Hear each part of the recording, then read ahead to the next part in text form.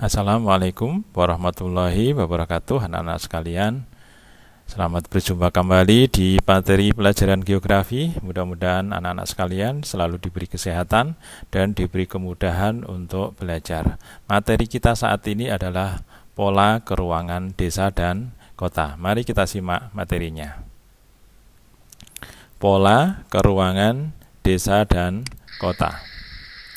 Kompetensi dasarnya adalah menganalisis struktur keruangan desa dan kota, interaksi desa dan kota, serta kaitannya dengan usaha pemerataan pembangunan.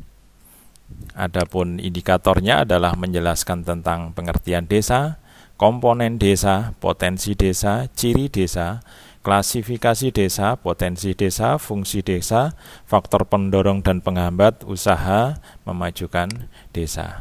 Dengan tujuan pembelajaran secara saintifik supaya bisa mempunyai sikap yang baik, bertanggung jawab, santun, responsif, serta mengamalkan ajaran agamanya, dan manfaatnya adalah memahami kondisi desa dan ikut beserta di dalam pembangunan desa. Apa yang kalian bayangkan tentang desa? Jadi kalau orang berbicara tentang desa pasti membayangkan dua hal. Yang pertama yang indah, yang tenang, damai, polos, natural, kemudian tidak ada polusi, apa adanya, orangnya begitu. Kemudian ada kesederhanaan di sana, ketangguhan, keuletan, keakraban, perjuangan, kesabaran, persahabatan, ketulusan, dan yang lain-lain. Tapi juga ada sisi yang kurang menarik atau kurang baik, yaitu desa itu mungkin serba kekurangan, prasarananya juga ekonominya, ada keterbelakangan, ada kemiskinan, kebodohan, ketertinggalan, dan lain sebagainya. Nah, kita masuk ke pengertian desa. Pengertian yang kita pakai adalah pengertian menurut tokoh geografi Profesor Dr. Erwin Tarto mengatakan bahwa desa itu merupakan perwujudan geografis, sosial, ekonomi, politik, serta kultural yang terdapat di suatu daerah dalam hubungannya dan pengaruhnya secara timbal balik dengan daerah lain. Maksudnya perwujudan geografis adalah sebuah desa itu bukan tempat tetapi sebetulnya adalah pengaruh alam terhadap manusia, kemudian di situ ada gejala. Nah, itu gejala itu namanya desa. Atau manusia memperlakukan alam seperti apa?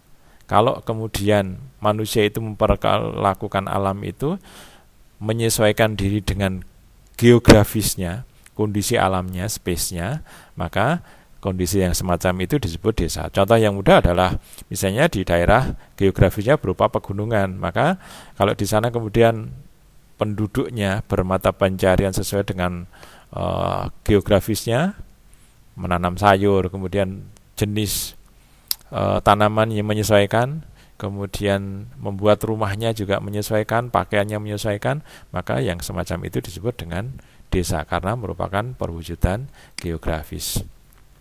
Adapun komponen desa adalah yang pertama ada wilayah. Jadi yang namanya desa itu harus ada wilayahnya, ada penduduknya, kemudian ada tata kehidupan atau peraturannya. Kemudian potensi desa. Desa mempunyai dua potensi, yaitu fisik dan sosial, yang menjadikan desa itu bertahan dan berkembang. Secara fisik adalah tanah yang luas, tanah yang subur, itu potensi desa untuk mengembangkan. Air yang berlimpah, air yang jernih, itu merupakan potensi desa. Udara juga begitu, yang masih murni, jauh dari polusi, itu juga desa. Potensi. Flora dan fauna. Flora adalah memenuhi kebutuhannya.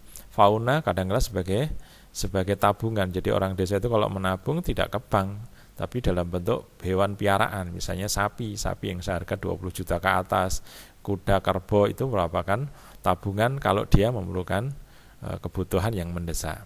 Kemudian secara sosial ada adat yang baik, pandangan hidup yang kadang-kadang sederhana, religi yang lebih kuat, kebudayaan yang saling kerjasama, karakter yang sabar, ulet, dan ada lembaga-lembaga non formal yang mereka bangun, misalnya lembaga kekerabatan, itu yang menjadikan mereka menjadi potensi di desa untuk berkembang. Ciri desa ada banyak sekali, baik ciri fisik maupun ciri sosial. Ciri fisiknya adalah ya tadi misalnya tanahnya luas, tumbuhannya masih banyak, udaranya masih segar gitu ya. Tapi kemudian ada perbandingan lahan dengan manusianya cukup besar, rasio perbandingannya. Artinya satu orang itu mempunyai lahan yang luas sehingga kadang-kala ada yang tidak diolah. Lapangan pekerjaan dominannya adalah sektor agraris. Hubungan antar warga masih akrab, sifat masyarakatnya masih memegang teguh tradisi yang berlaku, tapi juga pendidikan, kesehatan, dan pendapatan rendah, religi, adat, dan norma yang sangat kuat.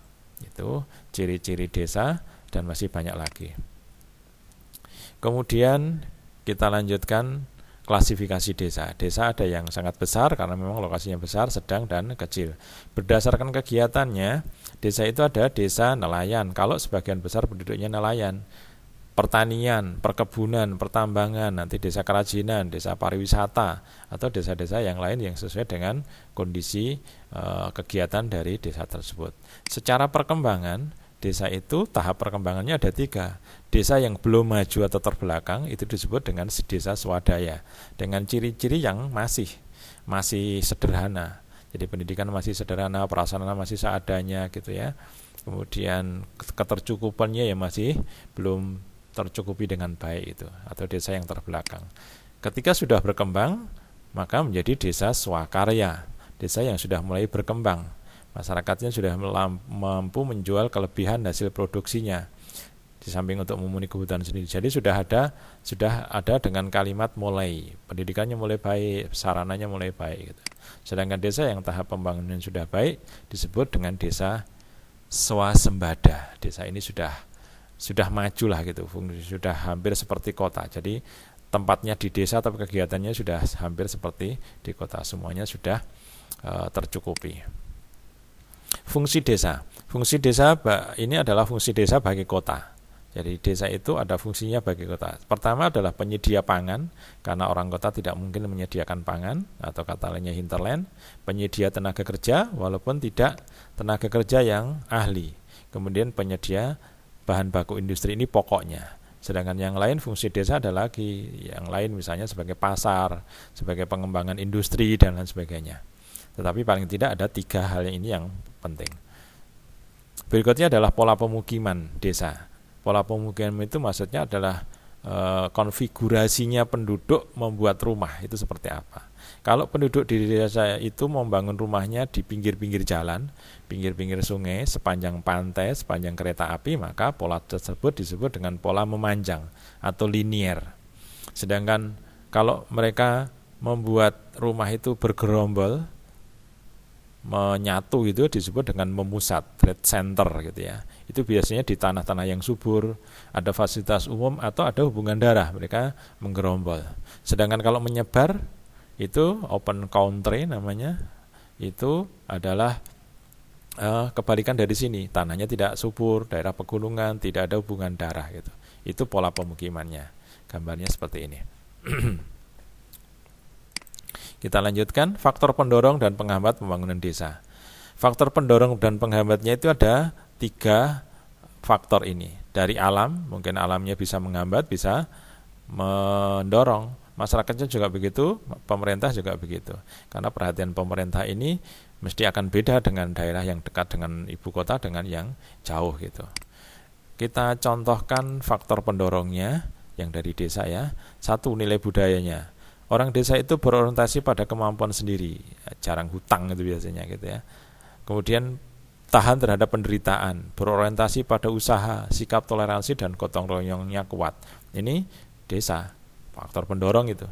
Kemudian secara mental, mereka mempunyai penilaian tinggi terhadap kebaikan, karya orang lain, masa depan, dan kerjasama. Jadi kerjasama itu bagi orang desa sangat dihargai, walaupun mungkin kerjanya tidak bagus atau tidak berat-berat amat, tapi berkumpul, bekerjasama, mereka sangat menghargai dan meluangkan waktunya untuk itu. Adapun faktor penghambatnya adalah sifat yang tradisionalistis, vested interest, ada kepentingan tertentu, prasangka buruk terhadap sesuatu yang baru, kekhawatiran terhadap kegagalan integrasi budaya, artinya perubahan budaya itu mereka sangat khawatir. Kemudian ada ideologis, kadang-kala ada faham yang berbeda dengan pemerintah, sehingga contohnya yang sekarang ini nggak mau vaksin gitu ya. Itu contohnya yang mudah. Kemudian komunikasi yang belum lancar, tingkat pendidikannya rendah. Kemudian ada sikap-sikap yang kadang-kala juga perlu diperbaiki karena ini menghambat pembangunan, seperti tidak disiplin, tidak jujur, kadang-kala hidup boros gitu kan ya, dan sikap isolasi atau menolak pada pembaharuan.